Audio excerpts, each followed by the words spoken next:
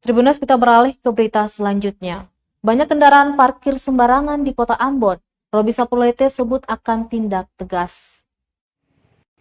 Masyarakat yang masih sering memarkirkan kendaraan tidak sesuai tempatnya akan ditertibkan Dinas Perhubungan Kota Ambon. Kepala Dinas Perhubungan Kota Ambon, Robby Sapulete, menegaskan akan menindak tegas warga yang parkir sembarangan, khususnya di sepanjang ruas jalan zona strategis yakni Jalan Aipati, Jalan Said Perintah, Jalan Diponegoro, Jalan AM Sengaji, dan Jalan Sam Ratulangi.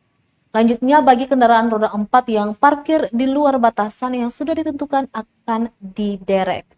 Sedangkan untuk kendaraan roda 2 dilarang parkir di sepanjang Jalan Aipati. Pasalnya sudah disediakan parkiran khusus bagi warga yang memiliki kendaraan roda 2. Dia menegaskan aturan itu tidak hanya berlaku di zona strategis, namun di seluruh jalan di Kota Ambon. Sehingga masyarakat diharapkan patuh dan memarkirkan kendaraannya di tempat yang sudah ditentukan agar tidak mendapat sanksi.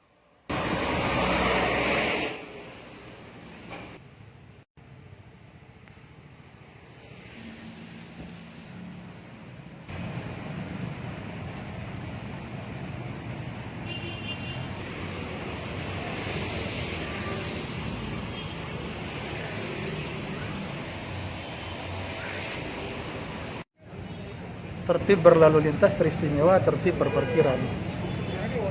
Tentu kasus pada kawasan Aipati yang sudah kita minta peruntukannya bukan untuk roda 2, tapi masih ada saja yang coba-coba untuk parkir, ya. Nah, oleh sebab itu, justru dalam waktu dekat itu kita akan menindak tegas pelaku-pelaku pelanggaran yang parkir tidak pada tempatnya. Dan kemungkinan kita akan menderek apabila roda 2 yang parkir tidak pada, roda 4 khususnya, yang parkir tidak sesuai tempatnya, atau rambu dan marka, kita akan derek. Ya, kita akan derek. Bukan saja di Aipati, tapi teristimewa di pusat.